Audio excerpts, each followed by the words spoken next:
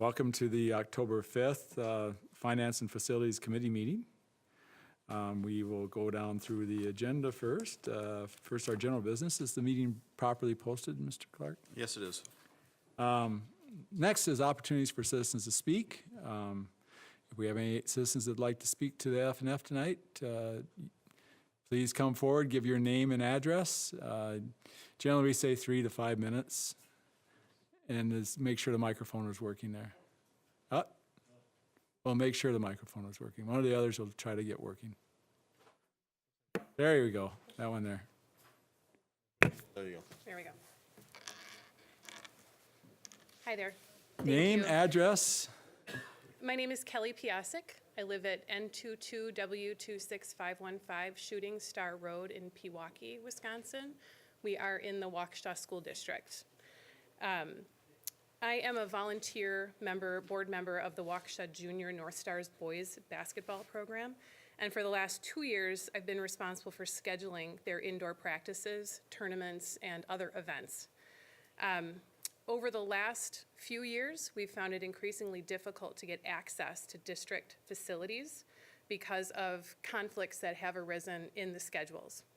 This year in particular, we have been faced with new fees that are assessed. We have also been faced with constraints with a new scheduling system that does not allow us to see who has access to the gyms. And we have asked questions of the district office, the representatives who are responsible for the software, or at least the scheduling system, and are not getting transparent answers. We were being told that they can't tell us who has facilities. We're being told that fee decisions were set at the district level, that arbitrary time limits have been set at the district level, and that there was really nothing that could be done about it. So as a result of what we found to be unacceptable answers, and when I say we, I mean myself and my counterparts at West and South, and the girls program. So we represent North, West, and South junior boys and junior girls, felt that we needed more information, and I asked for the opportunity to review the contract between SC Waukesha and the school district. And at that time, I reached out to Mr. O'Brien asking for an opportunity to address this committee. Since we did that, that was on September 28th, Superintendent Gray has reached out and has attempted with the athletic directors to help us find access to our own facilities. While they have been helpful, we are still awaiting some changes related to fees. And as I think about the issue at hand, for me, this is not just about junior North Stars getting access to BUTLER for practice. This is about an agreement that's been put in place that actually is very troubling. And I want to bring that to this committee's attention. Especially as we approach a referendum, potentially new facilities, I think it's really important that we are responsible about how those facilities are used. I know that many of you were involved or aware of the original contract with SC Waukesha. And I think it's important for the points that I want to make tonight that I simply just remind you that that contract allows for 1,700 hours of turf facility access in exchange for the $50,000 contribution over the 10-year period by SC Waukesha. And we've done a little bit of research. I can tell you that in Wisconsin, Michigan, Minnesota, and Illinois, if you want to rent a turf athletic field, it will cost about $100 to $150 an hour. SC Waukesha is currently paying $29 an hour for access to those turf fields. If that weren't enough, we've now layered on top of it access to grass fields and access to indoor gym facilities. The second point I want to point out to you is that there is a memorandum of understanding that was attached to this original contract.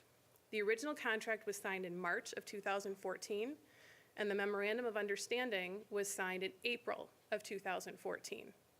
That MOU allows for 600 dates, not hours, but dates of grass field access, and 375 dates, not hours, of indoor gym access. Those dates of indoor gym access amount to over 1,600 hours of indoor athletic facility access by a private, for-profit soccer club. I've also done the math on what the value of that indoor facility access is worth, and it's approximately $53,000 if they were to rent those facilities from outside. I know this because North, South, and West junior programs are forced to rent facilities outside the district to pay for practice times because we can't get into our own gyms. The practices that SC Waukesha are holding in these gyms are off-season indoor practices for profit. The athletes that participate in these practice activities are paying SC Waukesha coaches and organization for these practices. They're making money off of these practices, and we're giving them the facilities for free. I think it's also important to reinforce to you that we are all nonprofit organizations. Usually, we don't make money, and we lose money. When we do have money left over, for example, last year and the year before, we had $1,000, and we gave it to Waukesha North in combination with the girls program to put in a new basketball hoop. And 3 years before that, we had $3,000, and we gave it to Waukesha North to buy new shooting guns for their basketball program. I do want to reinforce the MOU as it was attached does not seem to have been executed appropriately. So my final statement to you will be there is a clause in the original contract that speaks to the entirety of the agreement and the fact that any additional terms would need to be executed in the same format as the original agreement, and that MOU was not. I will summarize by saying that we are giving a private for-profit club over $200,000 of facility access for a contribution of $50,000 a year. In the advent of a referendum and the interest of building new facilities, I would ask that we please don't repeat those mistakes from the past. These are our children's facilities. We're taking good care of them, and we can't get into them. Thank you. Are there anyone else who'd like to address the committee at this time?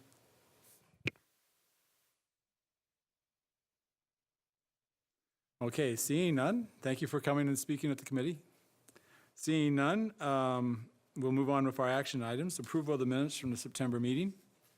I move approval. I second the motion. We have a motion to approve from Mr. McCaffrey, a second from Ms. Voigt. Do I have further discussion on the meeting minutes? No further discussion. All in favor say aye. Aye. Aye. Opposed? Motion passes 5-0. Next action item is approval of vouchers. Does anybody have any comments on vouchers tonight? We had two questions on vouchers this evening. One was for voucher 323869 for first student for $12,711.05 for July and August special education routes. And the question was to explain the charges and are they a one-time or ongoing? Those are summer special education transportation. Transportation for special education can be ongoing throughout the year if a student's IEP calls for year-round education and transportation. Then these are contracts we have with private schools that educate the students year-round, such as Richardson. And so those students will incur year-round bus charges. Mr. Como? Do we have a sense of what percentage of our special education students are year-round versus not having, or versus having summers off? I don't know the exact percentage, but it is a pretty small percentage when I compare the cost of, this to what we pay during the school year. Okay. It's substantially less, so it is Okay. a pretty small percentage of students. Okay. I don't need an exact number. I just was, a ballpark's good, so. Before you move on, special education, just as a matter of fact, the cost of special education services, which would include the cost of transportation and support for these students, is the cost is covered at about 20 cents on the dollar from actual cost for public school districts across the state. For voucher schools, the special education credit, which is pulled from our general education fund, is 90 cents on the dollar. That's the difference in supporting a for-profit voucher school program versus supporting our public schools.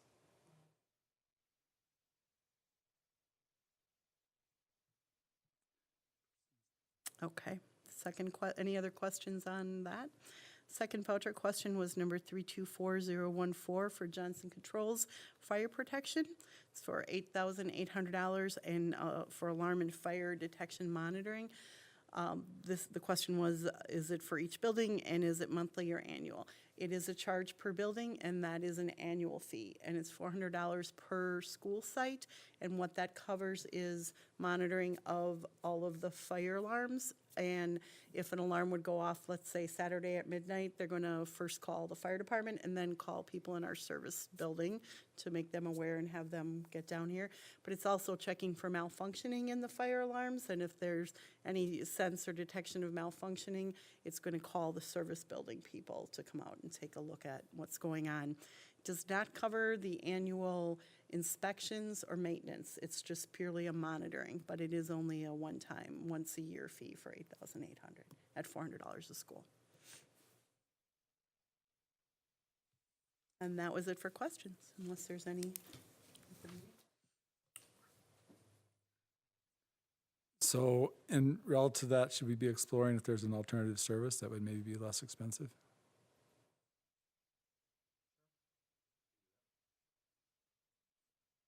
Because it seems to me like that's something that, an alternative service would maybe do that. I mean, it's only basically taking a call and then turning around and calling the fire department or calling our service department. And I believe that the service department did just do that, but I don't want to speak out of turn because this is a new contract with Johnson Controls. We have not had them for this service. I can't recall who we had prior to this, but they had a new contract negotiated with Johnson Control for this service. I can look at what the old contract was and who it was with, but I do believe they have been looking for what are the best alternatives for this service. Any other questions on vouchers?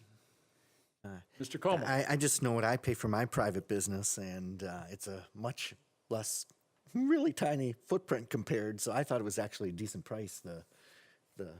But I'm all for saving the money.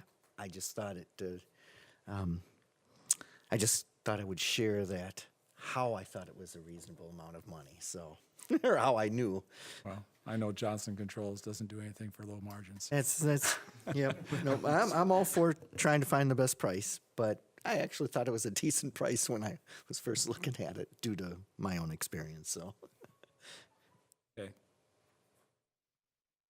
And that was Any other questions on vouchers? Do I have a motion for approval of vouchers? So moved. Second? Second. Motion by Mr. McCaffrey, second by Mrs. Reincheck. Any further discussion? All in favor say aye. Aye. aye. Motion passes 5-0. Information items, update on the 2018-19 budget and tax levy and monthly budget update. Okay. So as we get closer to having all of our numbers finalized, we have included in summary, let me find it, it's the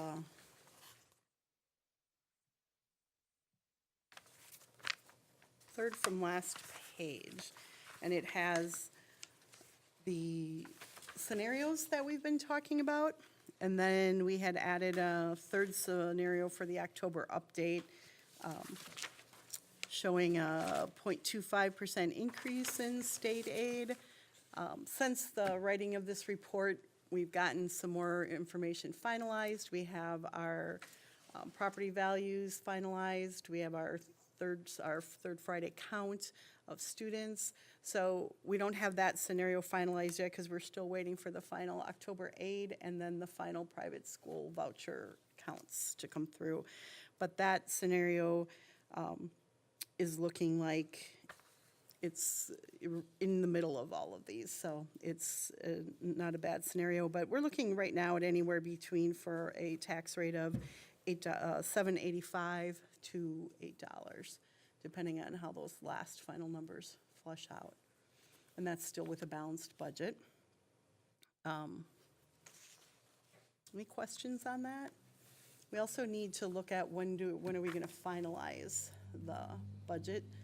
We have dates of the 22nd or 29th to throw out there, but I think it depends on members and when they can be here. Como? Want to take care of the date first, or? Did you have a question? Yeah, I was just wondering where we came in with our third Friday count. Oh, I should have written it down. Better than projected, but still down. Yes, but not as Say 50. 50 down? Yeah, Down by 55. 50, we were projecting 90, 90 something? So about half of what we predicted. which would always seem like great news, and for the long run, it's great news, but it does impact, we get a declining enrollment exemption right now on our revenue limit, and when the enrollment doesn't decline as much as we think it does, that exemption changes, gets less, so it does Yeah, impact because they things. average 3 years. Correct. Because they look at 3 years, so as we're going down, we get a little bit more of a benefit, and as we go back up, then we have the opposite Slows side, your right? fall, but it's a weight on your back as you climb up. Yeah, Yes. yeah. So, but overall, it's good news, and the summer school. Yeah, actually, we want it to slow, so. And the summer school enrollment was up this year too, so they had a lot more students. And history tells us it will slow and then it will increase. I mean, if you take a look at the last 40 to 50 years that we've been keeping track of this, there's a cycle to that, so. And there's a lot of complexities to that cycle. Can't just look at buildings going up or houses going up. It's who lives in those houses and do they have children and do they send children to our public schools? So it's tough to count sometimes. Absolutely. Okay, about the date. I know I can't be here on the 22nd, just to throw that out, but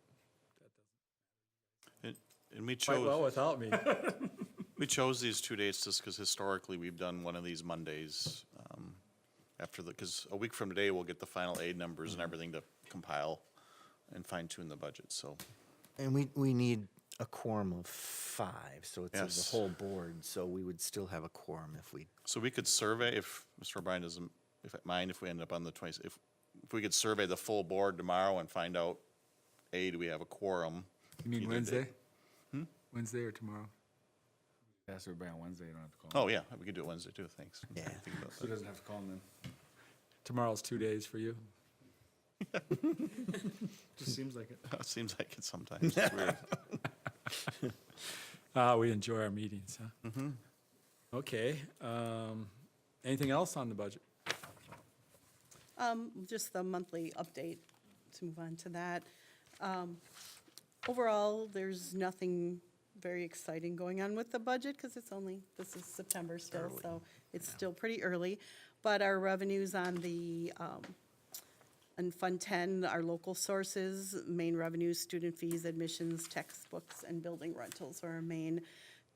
Textbooks and student fees are catching up to last year. I'm still just a little bit behind, but I fully expect that they'll come in on target.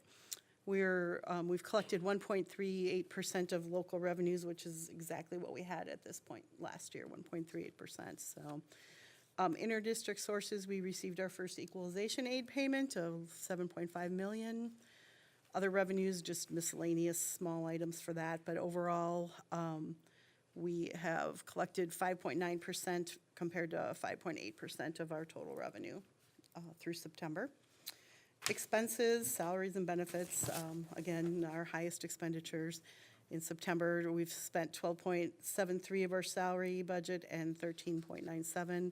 We're starting to get enough information now that we're starting our projection cycle to make sure we're on target. Purchase services, spending in September was a little lower than last year, but in line with what we were expecting. So we're at 8.35% versus 12.34% last year. Non-capital objects, general supplies and computer software still continue to be our highest spends in those areas. We're spending at 20.3% versus 24.54%. Capital objects, spending slowed down in September, which is good because we spent high earlier in the year already. And so that's coming in at 57.3% of the budget compared to 24.54%, but we knew that was going to happen because of the projects that were happening in the summer. No debt retirement in September. Insurance and judgments, minimal activity, no transfers. Basically, our overall expenditures are 11.97% of the budget versus 12.08. So nothing is jumping out as alarming yet, nor do I expect it to. Fund 27, pretty much the same thing. We really haven't received any revenue yet. Normal, we don't start receiving revenue till October, November for special education. Salaries and benefits are the big expenditures, and we're right in line with where we were at last year at this time. A little bit of employee travel and tuition in September, but not much. Overall, for special education, we've spent 9.8% of our budget compared to 9.75 last year. So, again, nothing is jumping out as to be alarmed or concerned about. Comments? Questions, comments? Questions? Brief comment, at the WASB Resolution Committee, I guess Waukesha is unique in our financial position in that we're not borrowing to make payroll the first part of the year. Apparently most districts are pretty much caught in that trap. Due to our general fund balance. It is, absolutely. November is the month that we go into where it's November and January are 2 months where we're tight, but we've yet to have to borrow for, well, since I've been here, but. So those, that situation is something we reversed over the years, and we've reversed it through controlling our expenditures mainly on salaries and benefits. And on the benefit side, mainly that's healthcare and going to self-insured, whereas the helps us a lot in terms of our cash flow and how we manage. Go ahead, Mr. Coleman. And just to put it in perspective, when we did have to do short-term borrows and we'd pay that interest for that year, remember one year that hit roughly around $900,000 we paid in interest. And that was back like 2004 or something like that. But that was a lot of money to pay in interest for a short-term borrow just to be able to pay our staff. Every year about this time, we do normally start looking at getting a line of credit lined up at the bank, but I think given where we're at with our projections, we're probably not going to pursue that right away. The bank has added a fee to it, so between the bank fee and the lawyer fee, we're looking at can we avoid those costs this year and move forward without the line of credit lined up and ready to go. We're working with the bank to see how quick could we turn something around should we have to. But our projections right now, our cash flow projections are good, not seeing a need for it, so.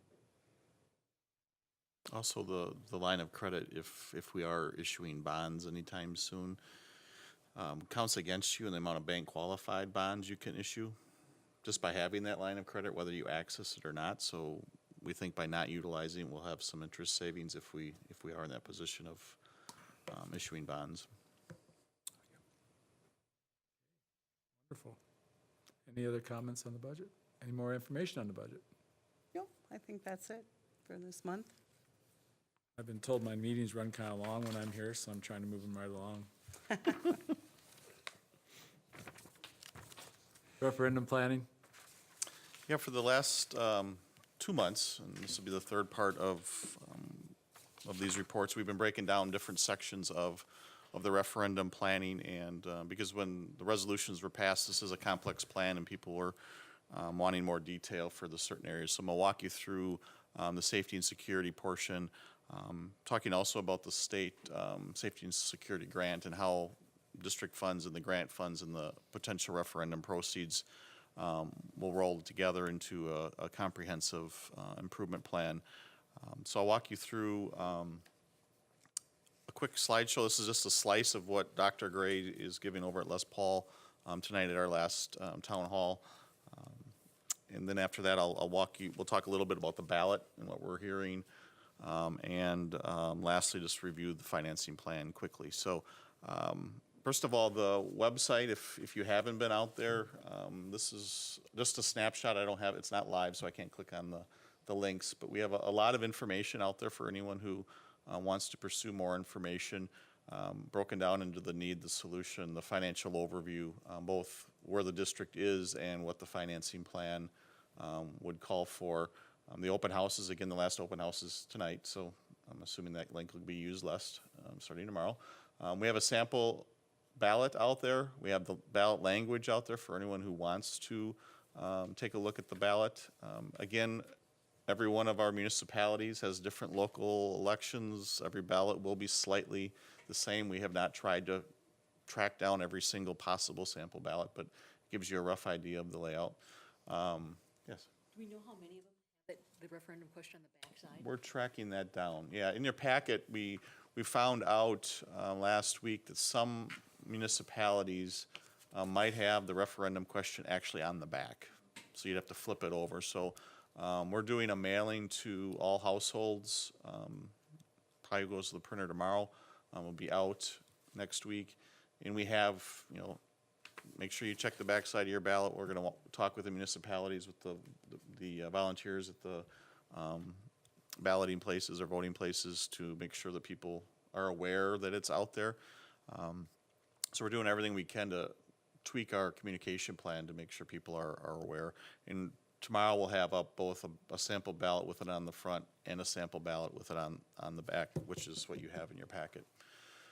The last icon is just general information. We throw presentations in there, those types of things. We have a video of the South Town Hall meeting for anyone who didn't attend. They could go out and view the presentation. And then on the left-hand side, we have the results from the community survey, the referendum fact sheet, which is the legal document you've seen a few times, I think, in the last few months.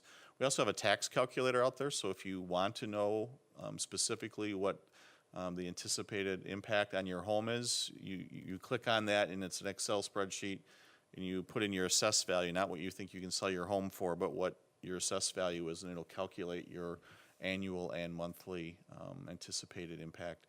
We have a pretty good FAQ statement out there from questions we've gathered from all these community outreach initiatives that we've tried to come up with some. It's interesting, you want to be short but concise, but yet also informed, so we think we've got a pretty good document there for people who have, may want to read what other people are asking. And then several of the key documents are also translated into Spanish as well. You guys know our financial background. We're low taxing in comparison to our neighbors. Our tax rate's down almost 15% over the last 6 years. We're going to be debt-free in a few years, so overall, pretty solid financial picture. We've shared this before. Our cost per pupil compared to our K-12 neighbors in Waukesha County, we're at the low end of that.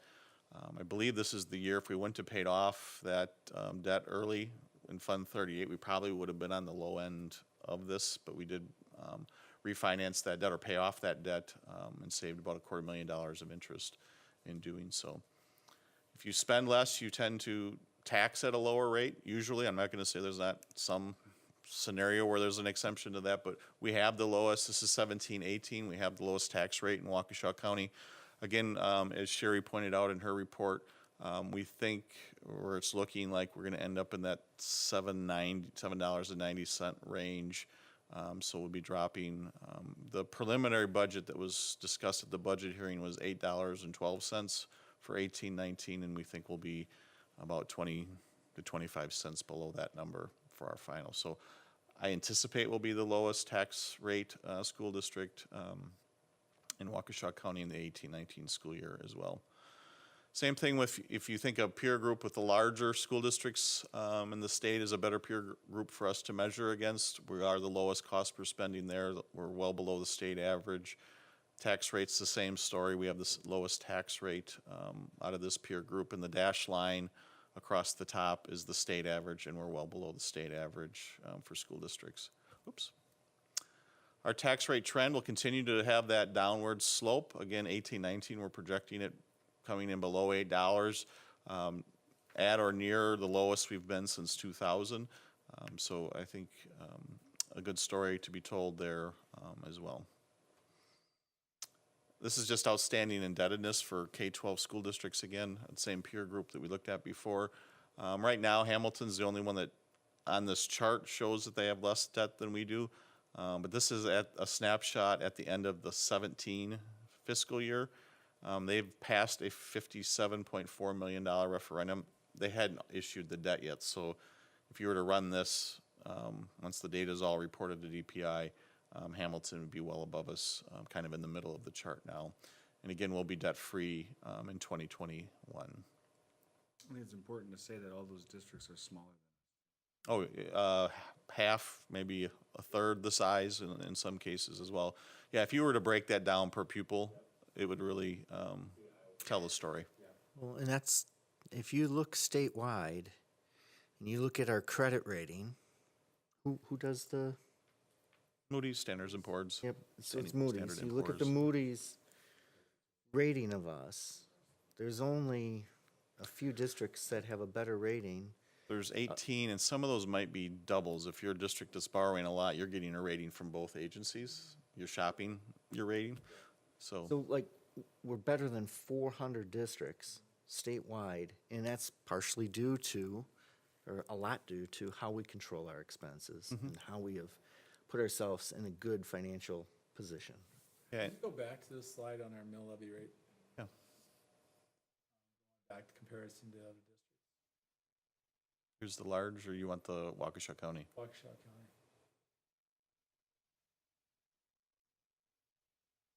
Berlin is second highest at $2.70 above us. The debt loading between the two districts.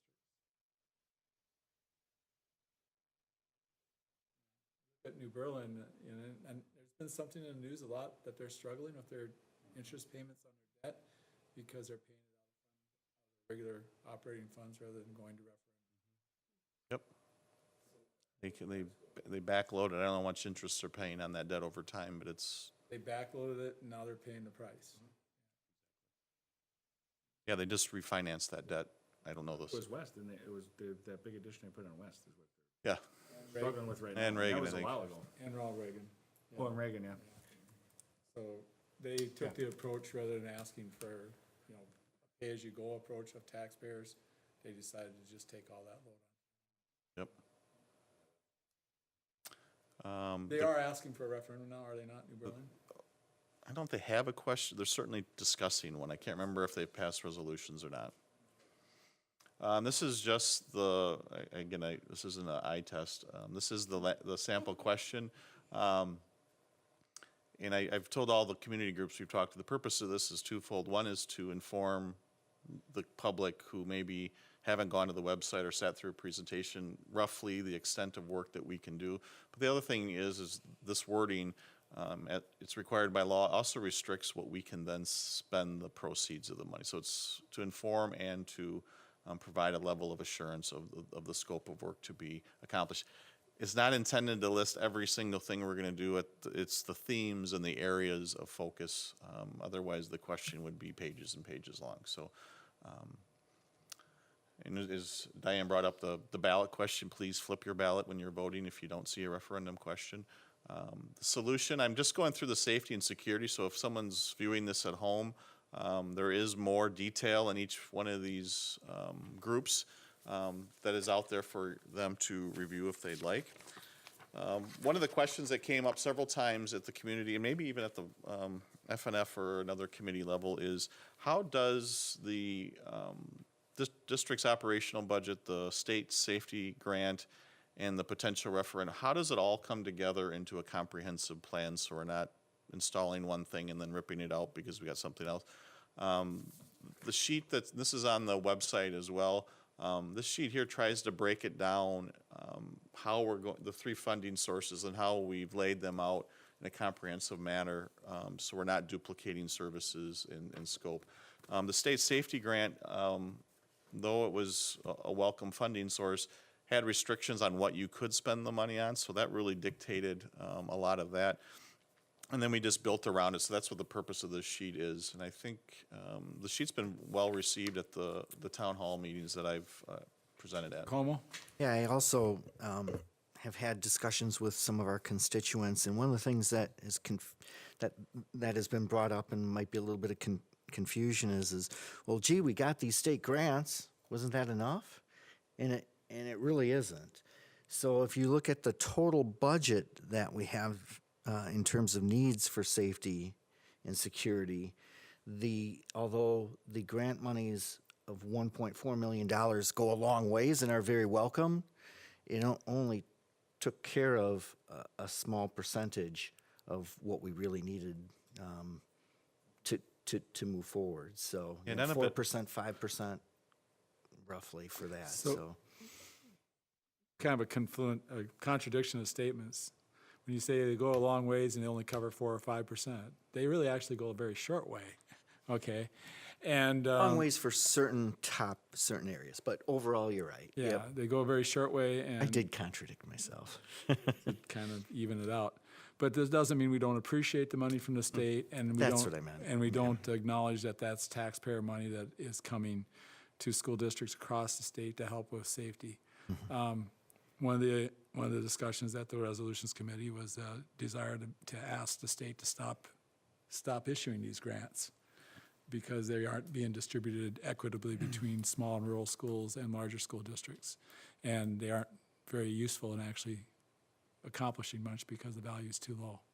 So when people think that we're getting something from the state that is a significant factor in solving our problems, generally that's not the case. They're limited in resources as well, so. And we have, again, more for the public, we've applied for and have received funds every opportunity we have. There's been questions about, have you fully maximized? Because there's, I think, some money's still left in that pool at the state, but they've provided 2 rounds so far, and we've done both rounds and have received funds. I don't know what's left, and I don't know what they're going to do with it, if there is any, so. So back to that, at the WASB Resolution Committee, they were saying that the effort that goes to applying for these grants is significant and beyond the means of the small and rural school districts. And they wanted to, if we were going to continue with grants, they wanted to make sure that a certain amount of them were set aside just for small and rural school districts. And because otherwise they didn't have the time to apply for the grants. They didn't have the resources. So that's where these grants are. Waukesha, we have the resources to apply, but it doesn't mean that that they go a long way. So the next couple slides just walk you through the sheet. This is the referendum scope of work.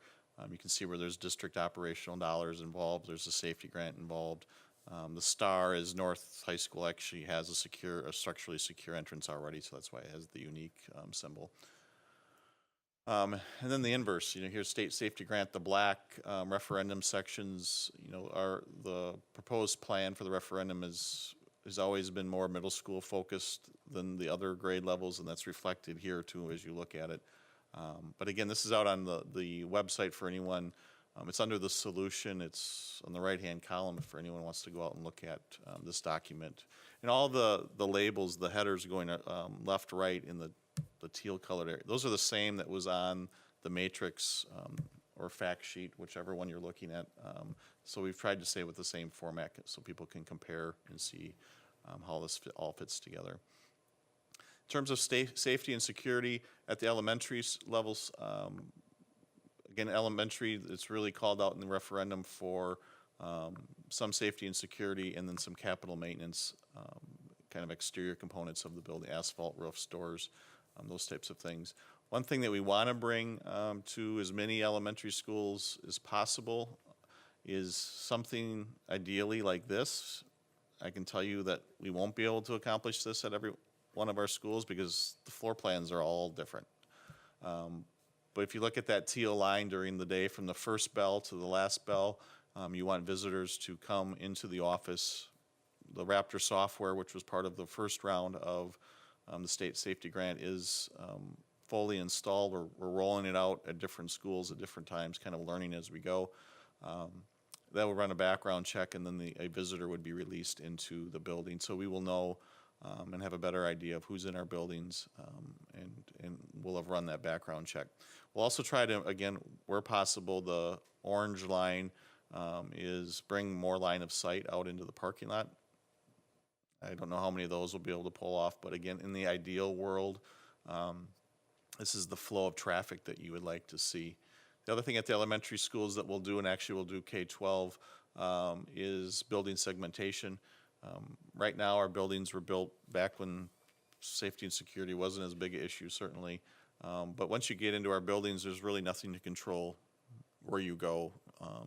And if there is an issue here, those doors would be on magnets, and you could release those doors and they would lock, and you'd be able to at least break down the building into sections and limit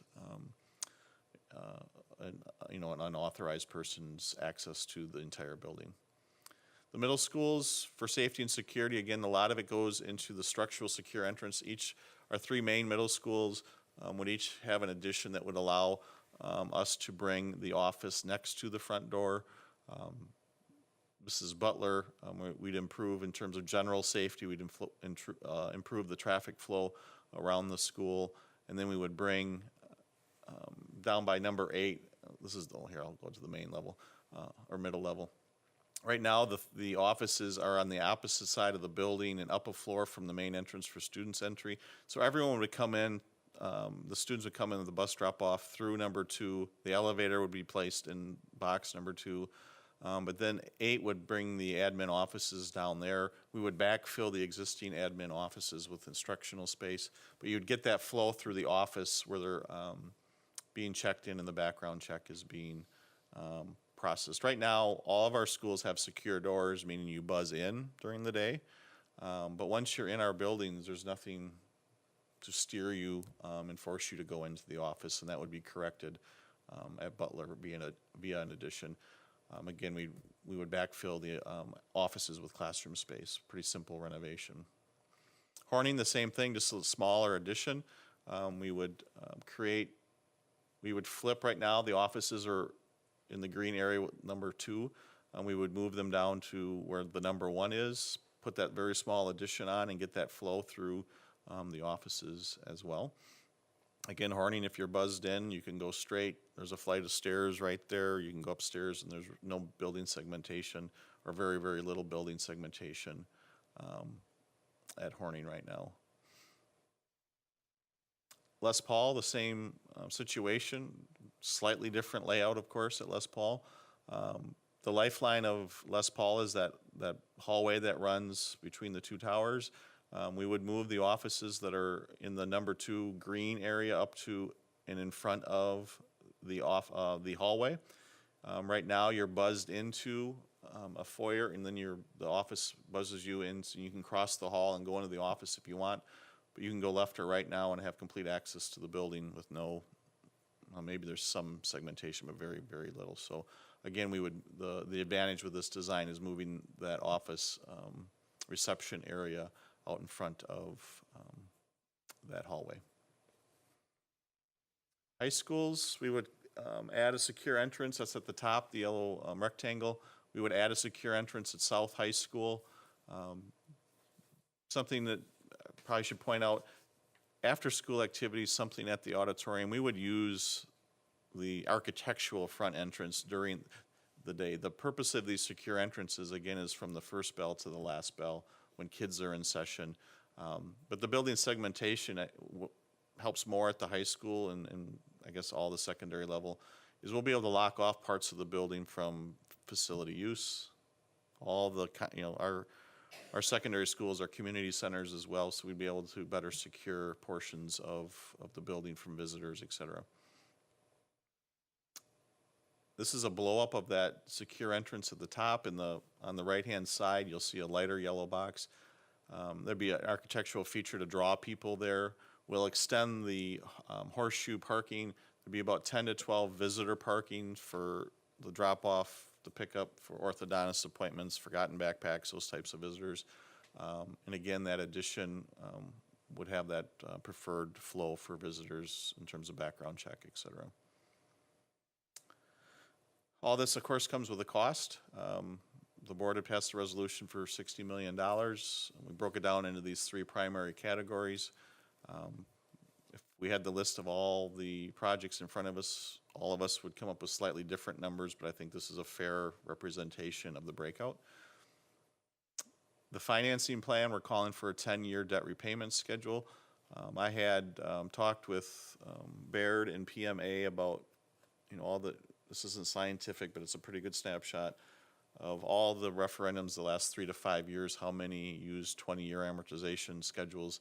They said between 80 and 85%. So the tax impact that we'll talk about in a second, in our case, will be paid back in full in a 10-year period, and saving the taxpayers about $13 million in anticipated interest expense. So for the average house in Waukesha is just over 200,000. Maybe it's 250 now. The market's hotter than it was, but somewhere in that range. But on a $200,000 house, the tax impact for 10 years would be $144 per year, or $12 per month. We talked a little bit when a few months back when Michelle Weiberg was here from PMA. We do have, and this is kind of if everything goes great, we do hope to continue to monitor and manage our debt and hopefully pay it off a year or two even shorter than the 10-year period. A lot of things have to go right. Some years they might go right, and then the next year they don't. So, but at least the main point of this slide is to let people know that we're not going to just issue debt, send them a check every year. It'll be a more aggressive approach to buying down that debt as soon as possible. So this is that tax rate comparison in Waukesha County again from 17-18, where Waukesha is the lowest tax rate. This slide just adds the anticipated 72-cent impact of the referendum onto 17-18 tax rates. According to that data, we would be the third lowest tax rate in Waukesha County. But keep in mind, Hamilton has not issued nor levied for their new referendum, which equals ours, even though they're half our size. So I think we would be the second lowest tax rate in Waukesha County, based on the data we have. Is McQuantico, is that with their referendum levy, 832? No, they had a lot of debt falling off.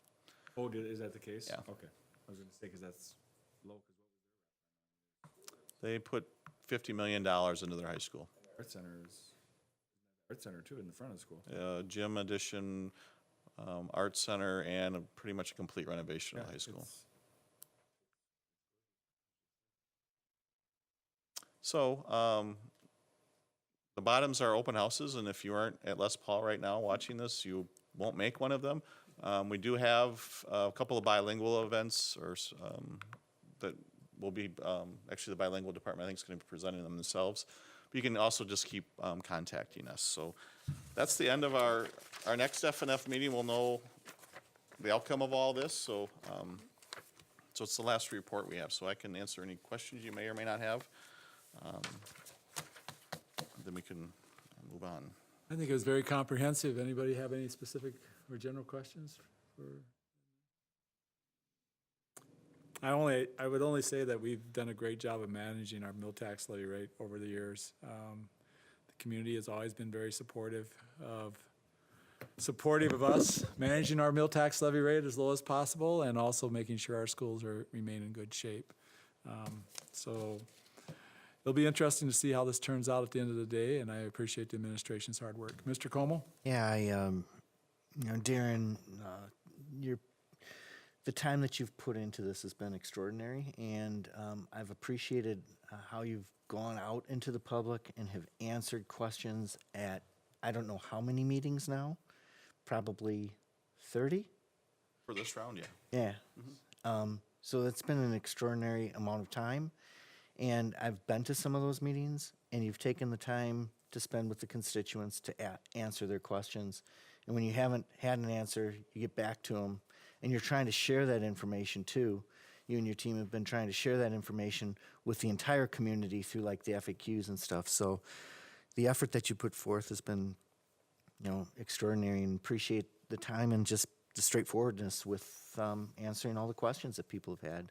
So thank you for that.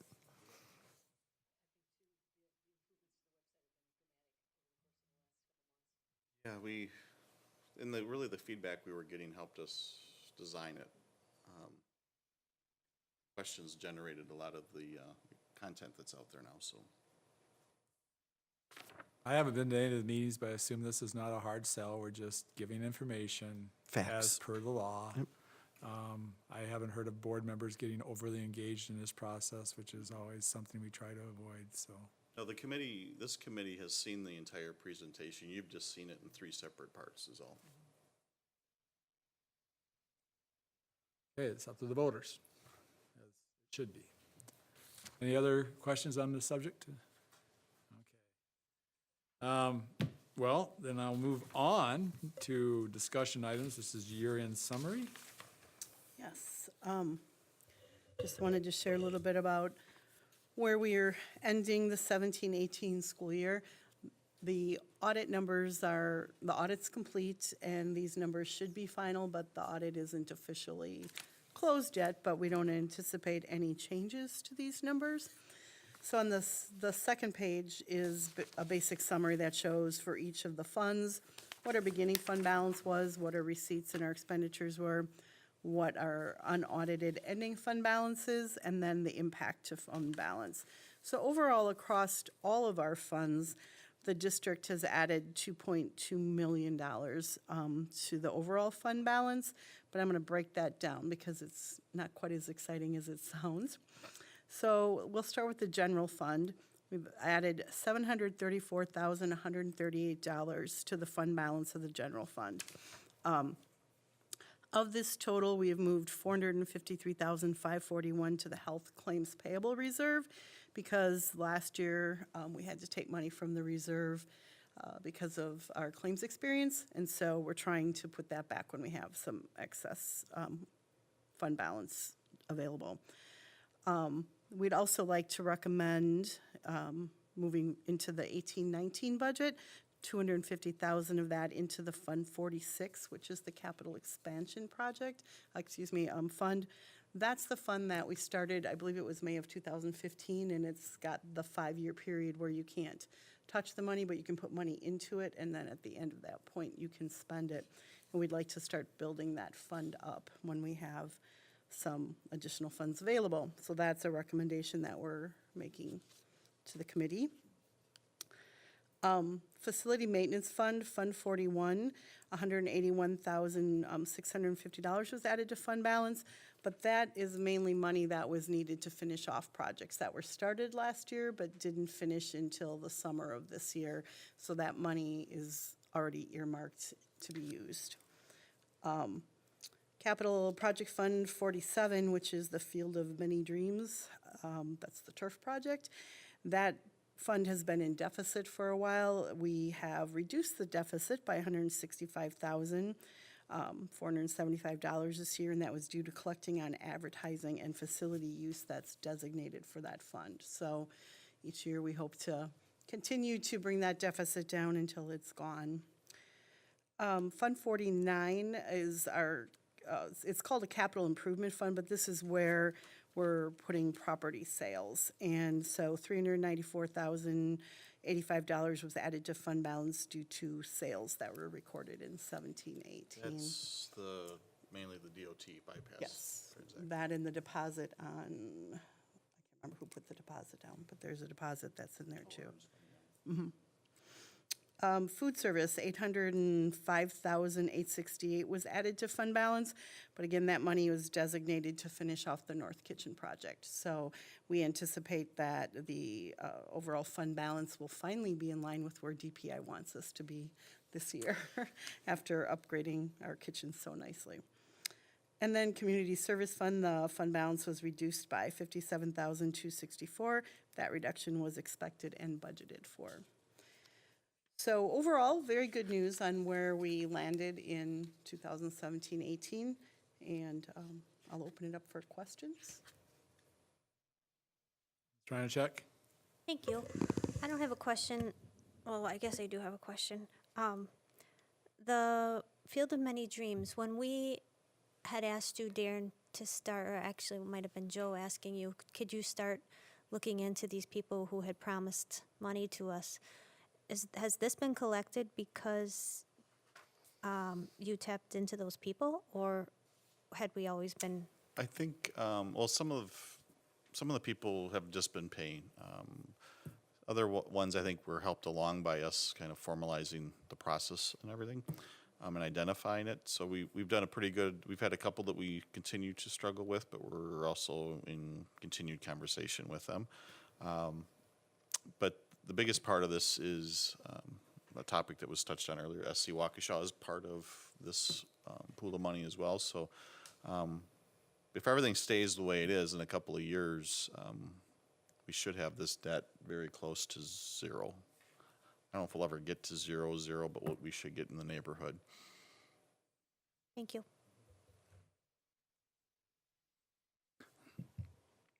Mr. Darren,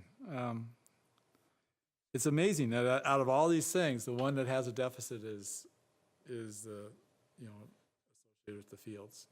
And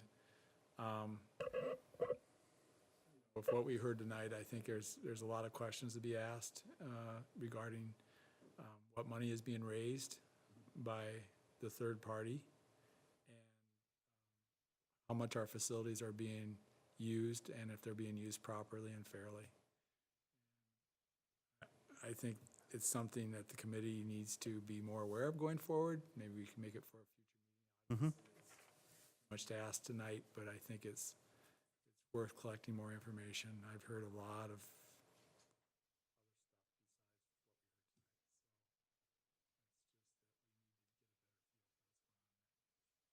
Yeah, I have it on my notes already to, whether it's in the context of Field of Many Dreams and how it fits together, or just a facility use report and what we're doing to kind of modernize the process, is probably timely.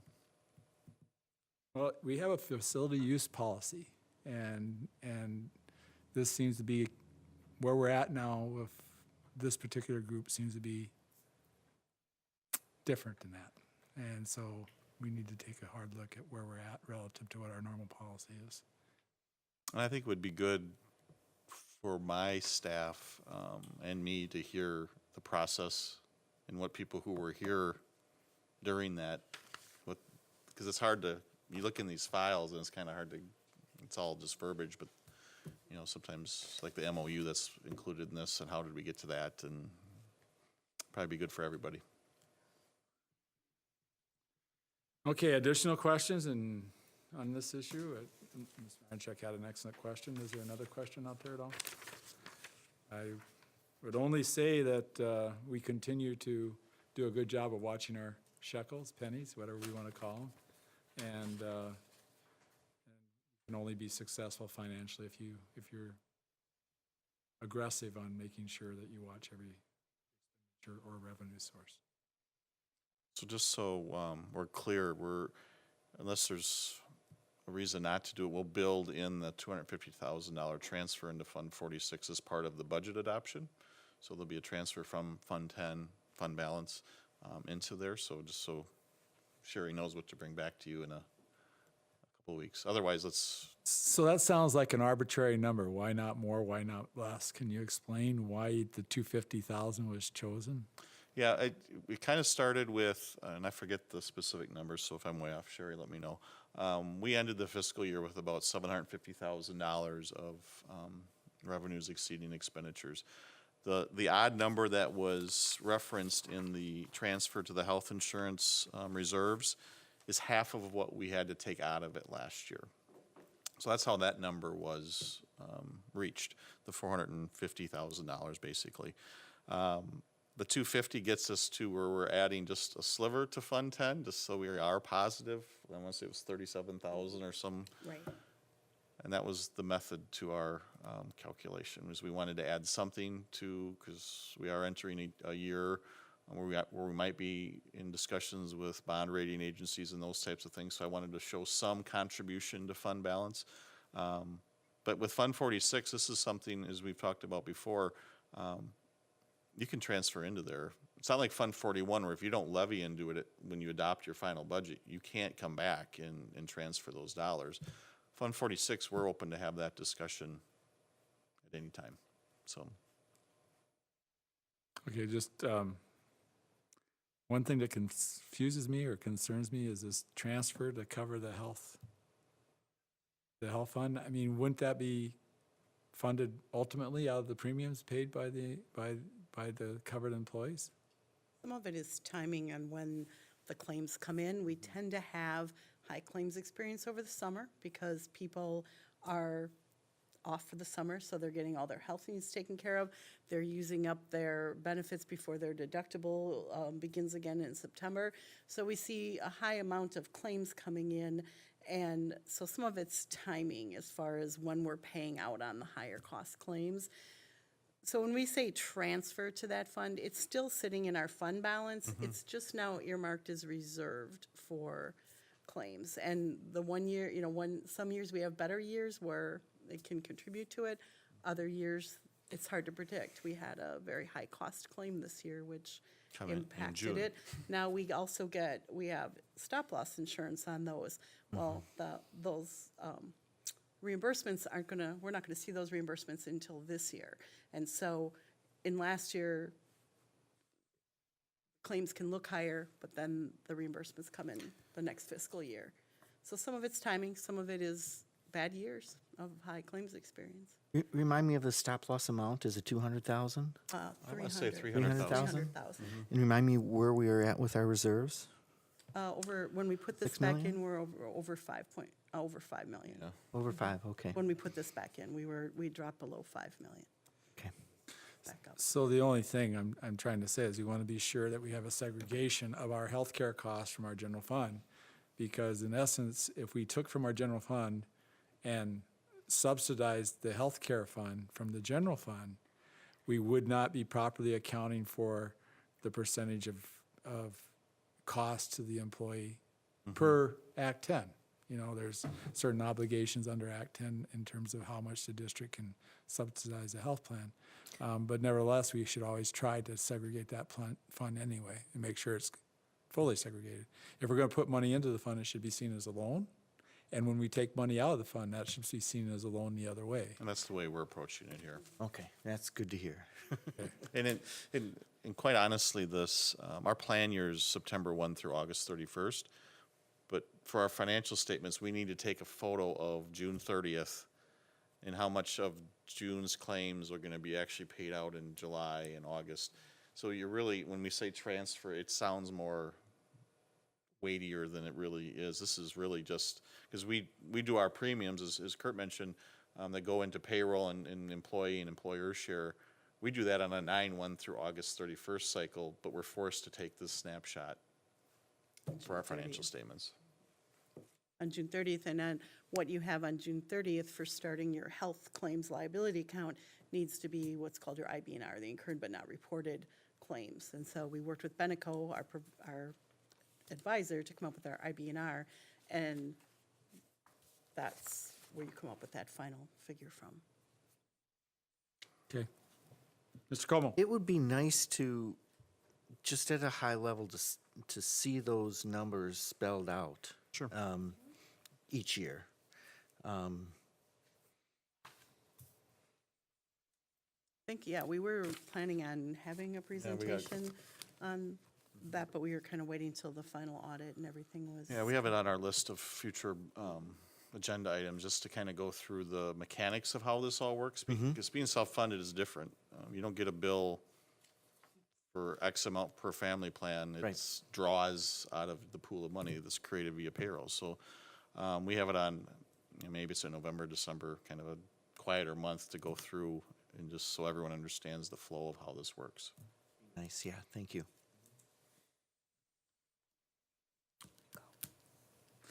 Okay, I think that covers all that.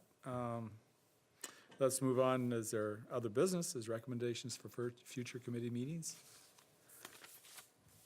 Ms. White? We'd received a communication about the TIF 14, and I guess I'd like to learn more about how that whole process works as a newbie in this experience. Put that on the agenda to explain the role of our TIF activity as a information item.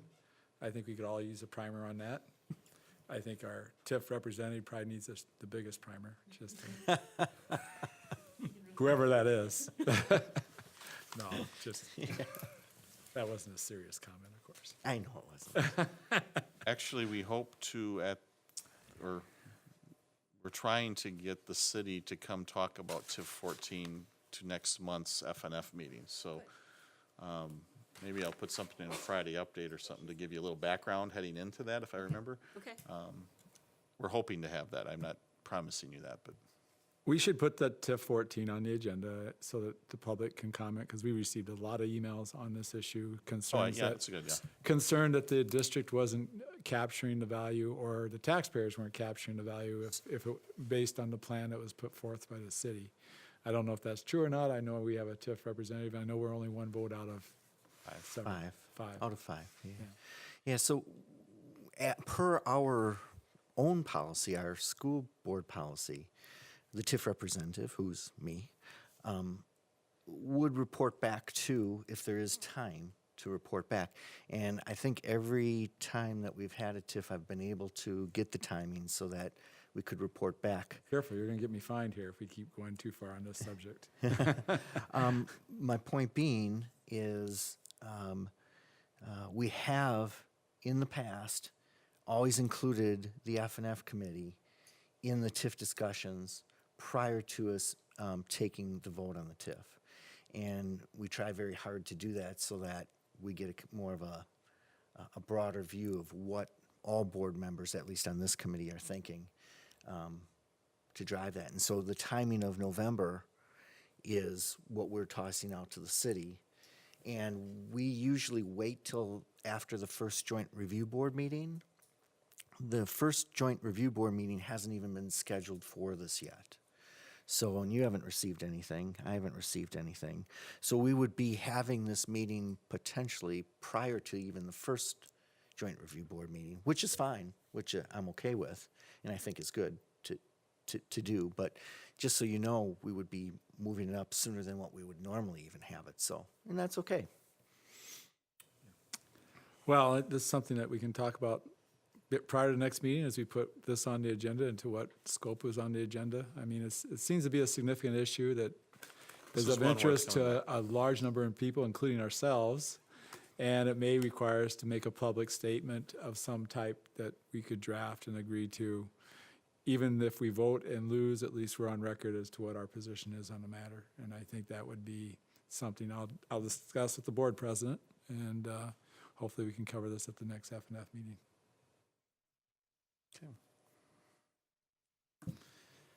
Okay, any other recommendations for future committee meetings, subjects, or topics? Okay. I'm pretty sure we have an executive session discussion tonight. At least for one of these. I'd say probably for both. Okay. Okay. Do I have a motion to adjourn per the, someone read this for me or make a motion? Mr. I move McCaffrey? to adjourn to executive session pursuant to Wisconsin statutes 19.85, parent 1, parent E, for deliberating or negotiating the purchasing of public properties, the investing of public funds, or conducting other specified public business whenever competitive or bargaining reasons require a closed session to review the potential sale of district's Oakdale property and SC Waukesha facility usage agreement. Second. Okay, we have a motion, we have a second. Roll call. Roll call. Yeah, I think it's roll call vote. Yep. Ms. Voigt? Aye. Ms. Ryanchuk? Aye. Mr. McCaffrey? Aye. Mr. Como? Aye. And Mr. O'Brien? Aye. Motion passes 5-0. We will convene to close session.